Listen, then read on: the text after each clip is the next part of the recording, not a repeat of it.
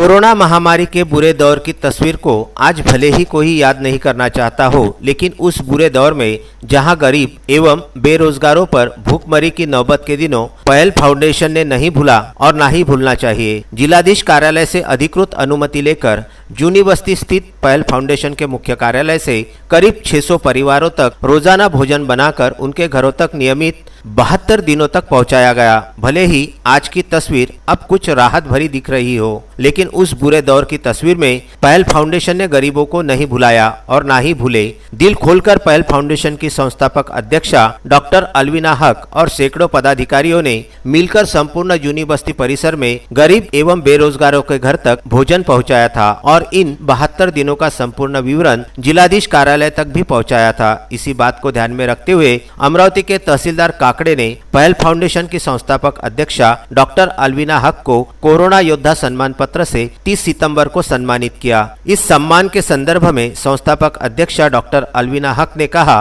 कि ये सम्मान मेरी पूरी तरह टीम को जाता है, क्योंकि जिस प्रकार से पहल फाउंडेशन के हर सभासद ने कंधे से कंधा मिलाकर उस बुरे दौर में जो गरीबों की मदद की थी वो कभी भुला नहीं जा सकती और पहल फाउंडेशन हमेशा इसी प्रकार से बुरे समय में यदि कोई भी मदद की जरूरत पड़ेगी तो हर किसी की सहायता करने के लिए तैयार रहेगा। तहसीलदार काकड़े के हाथों सम्मान पत्र लेते समय डॉक्टर अलविना हक के साथ हाजी रहमत, राजिक पटेल, इरशाद अहमद, सैयद नैयर, आसिफ खान, आसिम खान उपस्थित थे। इस सम्मान के बारे में डॉक्टर अलविना हक ने कहा, बीते 7 महीने पहले जो कोरोना का बुरा दौर आया था, उस दौर में पहल फाउंडेशन ने जो काम की थी और उस काम के बाद में आज के जो हालात चल रहे उसके हिसाब से माननीय तहसीलदार साहब के हाथ से आपको कोरोना सम्मान पत्र से सम्मानित किया गया।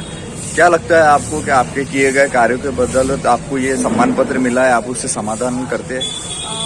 मैं सबसे पहले तो माननीय तहसीलदार काकड़े सर इनका तहे दिल से धन्यवाद करना चाहूँगी कि उन्होंने हमको हमारे कामों के लिए एक्नॉलेज किया। लेकिन इससे ज़्यादा मैं ये समझती हूँ कि ये जो सम्मान पत्र मुझे मिला है ये मुझे नहीं मिला है, ये पूरी पहल फाउंडेशन की उस टीम को मिला है जिस टीम की वजह से ये सारी चीज़ें पॉसिबल हो पाई। जो हमने 70-72 दिन तकरीबन डेली 600 लोगों का जो खाना डिलीवर हुआ है लॉकडाउन के पीरियड में, तो ये जो सब हो पाया, जो हमने फूड सेंटर लिया और उसको पूरा 72 डेज बिना रुके हमने जो उसको चलाया, तो मुझे ऐसे लगता है कि इसका पूरा जो श्रेय है वो पहल फाउंडेशन की जो टीम है, ये जो अभी तो मेरे साथ 4-5 लोग ही हैं, कोरोना के चलते हम ज़्यादा नहीं आ पाते थे, लेकिन जो यहाँ नहीं भी हैं, जो जिन्होंने फिजिकली काम किए, जिन्होंने जो फिजिकली उस चीज़ में नहीं शामिल हो सकते थे लेकिन कहीं ना कहीं वो मॉरली हमारे साथ थे, उनका हमको एक सपोर्ट था और जिनकी दुआएं हमारे साथ थी। मुझे ऐसे लगता है मैं उन सभी का शुक्रिया अदा करना चाहूँगी कि जिनकी वजह से आज ये प्रमाण पत्र मेरे हाथ में है और इसके एक्चुअल हकदार वो सब है, सिर्फ इनके बिहाफ पे, इनकी तरफ से मैंने इसको स्वीकार। अमरावती शहर के मुख्य चौक एवं चौराहों पर तहसीलदार समेत महानगर पालिका के अधिकारी एवं पुलिस कर्मचारी नो मास्क मुहिम के तहत नागरिकों से जुर्माना वसूल कर रहे हैं, लेकिन यह मुहिम इन सभी अधिकारी और कर्मचारियों के लिए दिन ब दिन सरदर्द बनती जा रही है। मुख्य रोड पर खड़े रहकर यह समस्त अधिकारी एवं कर्मचारी नियम तोड़ने वालों को रोककर उनसे जुर्माना वसूल कर रहे हैं, लेकिन यह जुर्माना वसूल कर पाना इनके लिए एक चुनौती साबित हो रहा है, क्योंकि हर 10 में से 8 नागरिक अपनी किसी न किसी मुसीबत का ही रोना इन अधिकारियों के सामने रोते हैं। बचे हुए शेष तो कुछ ऐसे होते हैं जो राजनीतिक पक्षकारों के नजदीकी होने के चलते इन अधिकारियों पर दबाव बनाते हैं। यह तस्वीर अमरावती के इरविन चौक के सामने की है।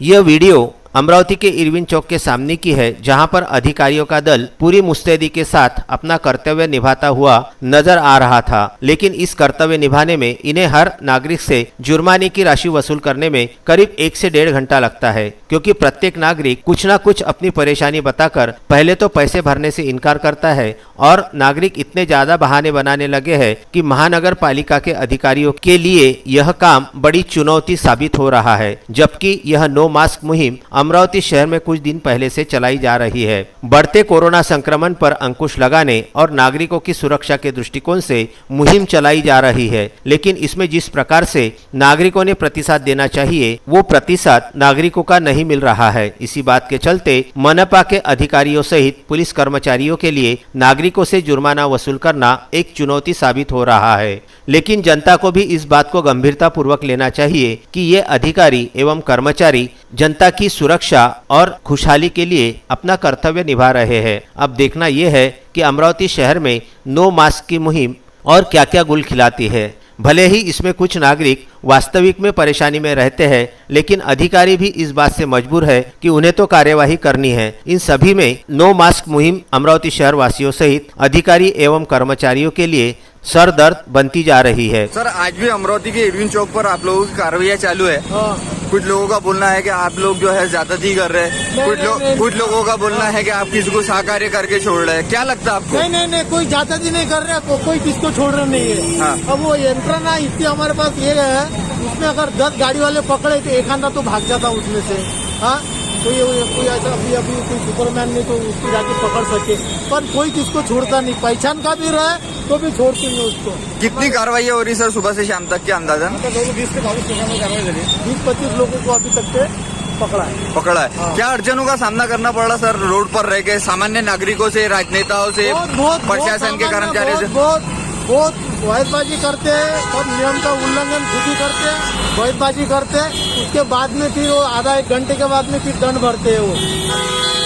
तो इसमें आपकी क्या अपेक्षा है? क्या होना चाहिए फिर बदल? कुछ ऐसा लगता है आपको ये कार्रवाई जो चालू है? ये कार्रवाई बोले तो ये मकसद नहीं है कि उनसे पैसे जमा करके रेवन्यू करना करके, मकसद इतने को ना सार्वजनिक स्थल पे जाने को ना, और उसने बाकी लोगों को बोलने को ना कि भाई वैसा बिना मास्क के घूमेंगे तो दंड करते हैं, पकड़ते करके।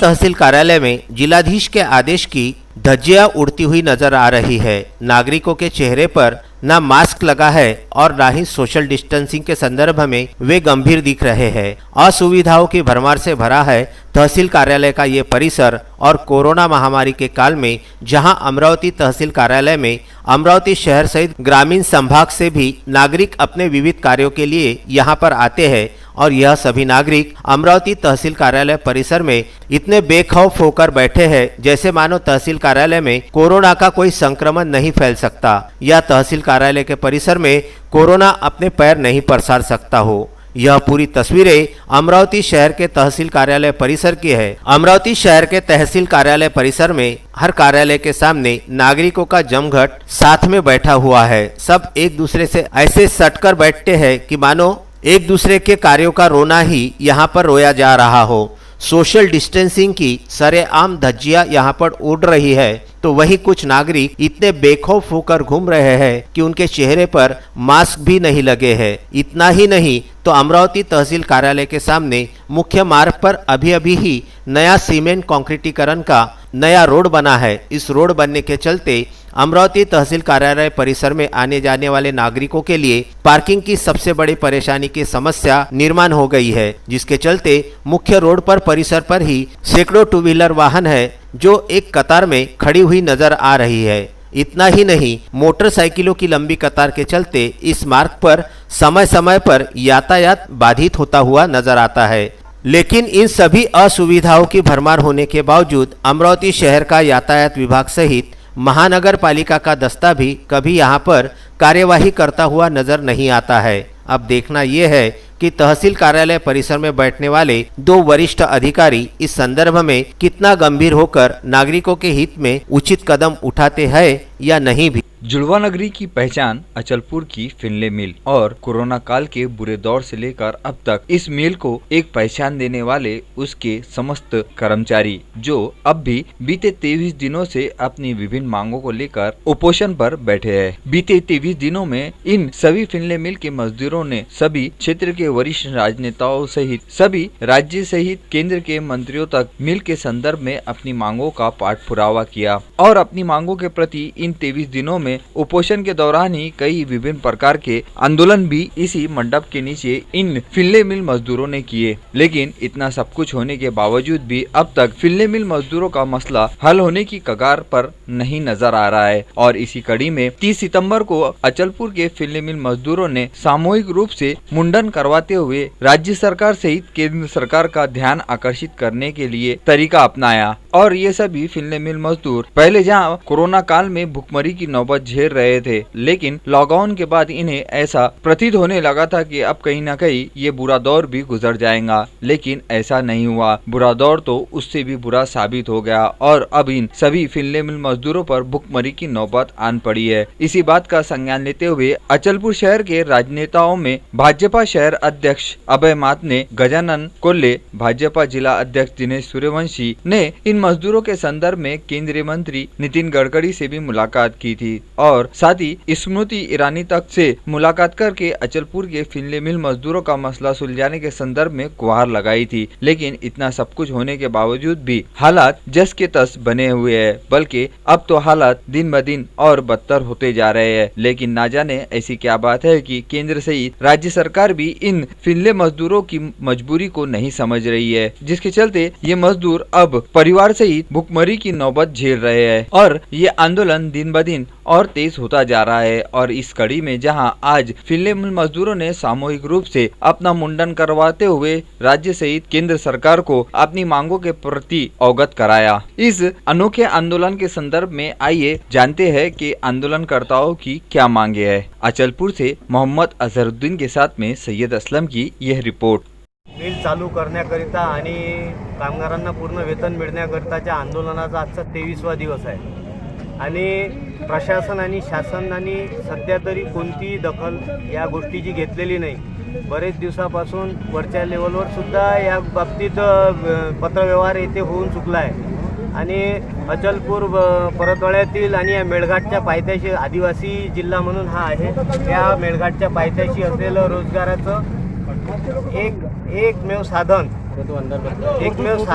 असलेली ही जी मिल आहे, या मिलच्या अनुषंगानं इथला रोजगार चालतो, इथली अर्थव्यवस्था चालते आणि अशा परिस्थितीत जर हा मिल बंद पडला तर या शहरातील कामगारावर उपासमारीची पाळी येणार आहे आणि तशी उपासमारीची पाळी सध्या चालू झाली आहे। तुम्ही पाहत असाल की कोणी शेतातल्या कामावर चाललं, कोणी रस्त्यावर आपले पांठेले लावून राहिलं, परंतु एवढ्यानी आपला उदरनिर्वाह होत नाही, कारण रोजगार रोज मिळत नाही आणि असा हा महत्त्वाचा लक्ष्मीचं हे वास असणारा हा फिनले मिल हा इथचा रोजगार आहे, हा लवकरात लवकर चालू व्हावा, त्यासाठी आज कामगार तसाच उपासमारीने मरत आहे आणि म्हणून आम्ही एक प्रतिकात्मक आंदोलन म्हणून मुंडन आंदोलन आज आयोजित केलं आहे आणि या मुंडन आंदोलनाच्या माध्यमातून शासन आणि प्रशासनाला आमचा संदेश आहे की आपण कामगारांच्या आणि या शहरातल्या जनतेच्या ज्या रोजगाराप्रतीच्या भावना आहेत त्या भावना समजून आम्ही लवकरात लवकर चालू करावा, जेणेकरून इथला रोजगार टिकेल, इथे लोकांची जे अर्थव्यवस्थेचं साधन आहे ते टिकून राहील।